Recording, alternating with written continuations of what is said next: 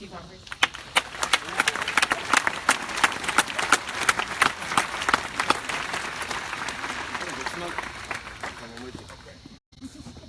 Good evening, Norman. How are we doing? Doing just fine. Doing just fine. I just want to speak to you all for a few minutes as the Chief of Police for such a great city. We know the history of Norman. I'm very familiar with the history of Norman. But one of the things that I want to share with you all is that on a daily basis, I'm honored and I give thanks for being able to be in a position to ensure the safety of each and every person that's in our city. That's not an easy thing to do. And with everything that's going on in the nation right now, it's very important that I ensure our citizens, this being an inclusive city, that I assure our citizens that they're going to be safe. And the way we do that is we have events such as this. The way we do that is we don't wait until things happen in other cities before we react. When people see that we are an inclusive and a collaborative city, they're hesitant or they're a little bit more resistant to bring any type of criminal and separatist behavior to the city. Because it's basically you stand together and individuals say, we can't break that bond that city has. We can't break that bond. And so my challenge to each and every one of you all in attendance today is don't wait until we see something occurring.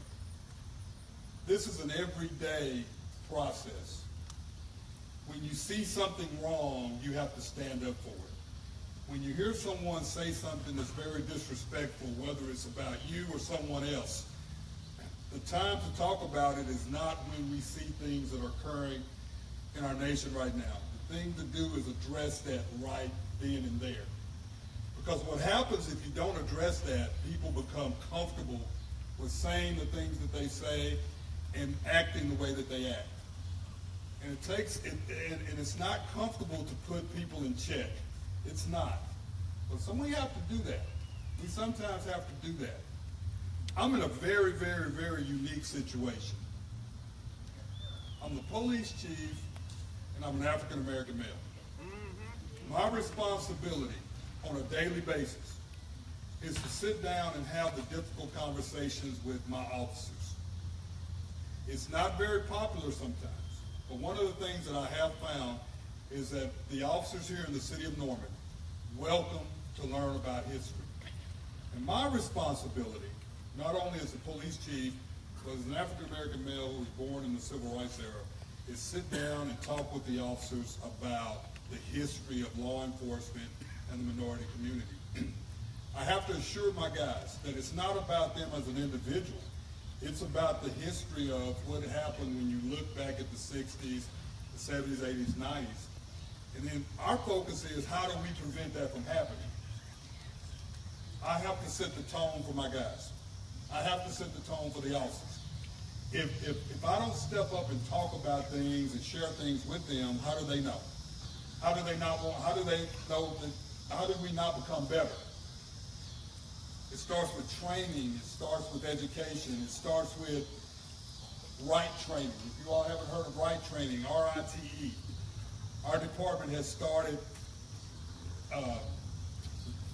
using the right training, racial intelligence training and engagement. And basically what happens is we're teaching our officers that it's okay to be different. It's okay to ask questions, but number one, before you come in contact with anyone, you have to understand your emotional intelligence. And when you understand your emotional intelligence, and if you feel that if you are in a position where you're upset, because people forget as law enforcement officers, we're human also.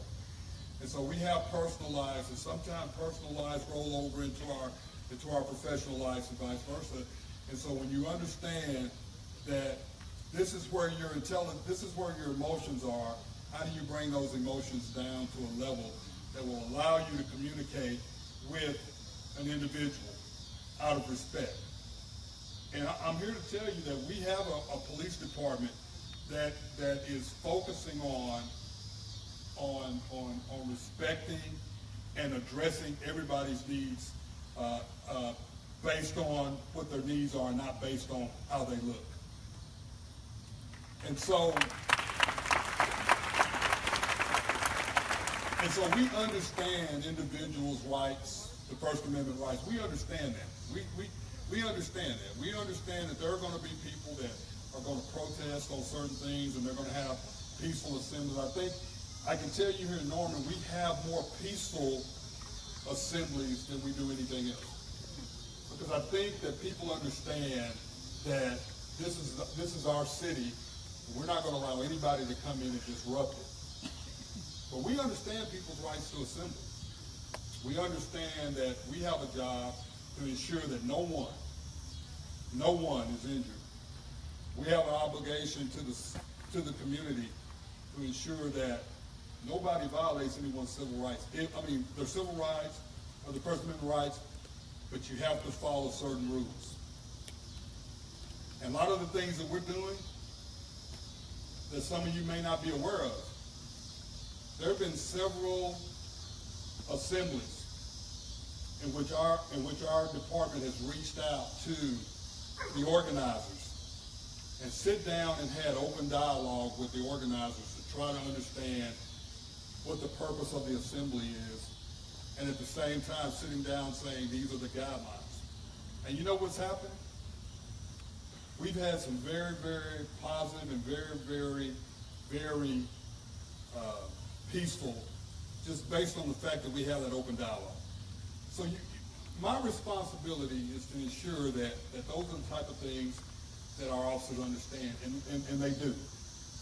There's three things in closing. There's three things that I live by on a daily basis, and I want you all to know that as a police chief, these are three things that I focus on daily. And that's faith, confidence, and humility. Okay? You have to remain humble. And in order to hear people and in order to learn and to be better, you have to remain humble. You can't remain, there's nothing wrong with remaining humble. You have to have confidence. I'm very confident in the community here in Norman that the quality of life will remain positive. And the final one is faith. I live on my faith every day. My faith says that we can have events like this, which will prevent that destructive population from wanting to come in and disrupt our community. That's the faith I have. I pray every day that we continue to do that. So I wanted to say those words tonight, that we're going to continue to keep this a peaceful community. You have a department that is dedicated to that. We may not do everything that people agree with, but no one does. But I can tell you that on a daily basis, your police department is getting better and trying to get better and trying to have that 21st century policing foundation. And it's going to continue.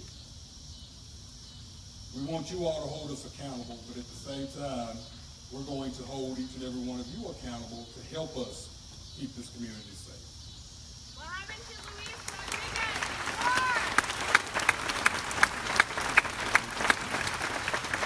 So, let's continue to have peaceful assemblies.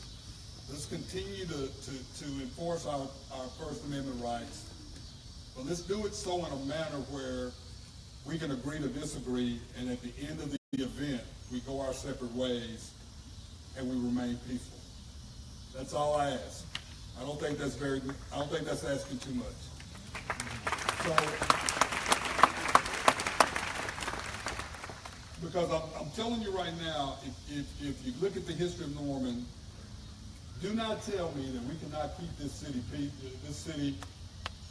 peaceful, or these assembly peaceful, because if a town that had the reputation of a sundown town can hire an African-American male to be the chief of police, I know we can keep this town peaceful, and we can continue to have events like this, and so other communities can learn how to do it the right way. So thank you all.